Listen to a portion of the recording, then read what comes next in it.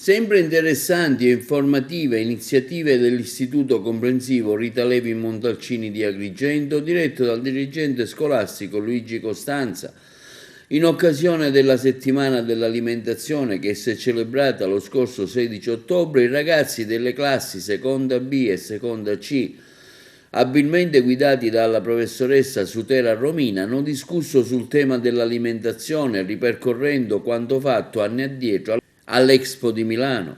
I ragazzi sono stati invitati dalla docente a una corretta alimentazione e a riflettere sull'importanza del cibo che consumiamo. Infatti hanno consapevolmente imparato e consumato durante le pause ricreative prodotti genuini come focacce fatte in casa, frutta, cereali e non le solite merendine. Molto soddisfatto il dirigente Costanza per l'opportunità di crescita che sono offerte da parte di un corpo docente preparato e competente.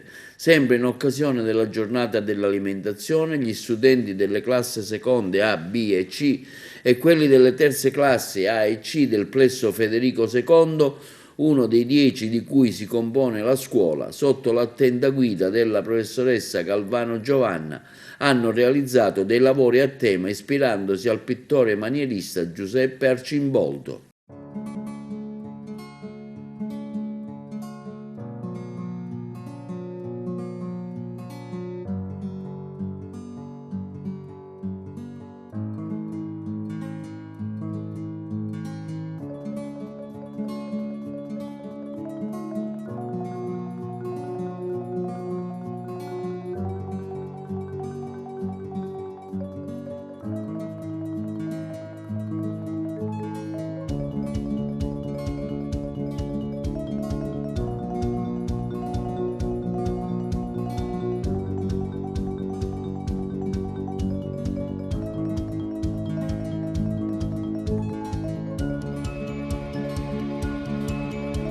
Il chilometro zero offre una maggiore garanzia di freschezza proprio per l'assenza quasi di trasporto e di passaggio.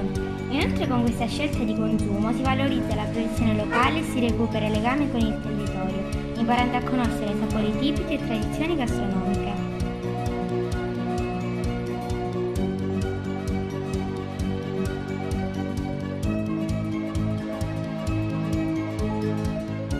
Più sviluppate del pianeta consumano più cibo di quanto necessitano e molti tipi di alimentazioni sono ricchi di prodotti alimentari di origine animale che incidono negativamente sull'ambiente.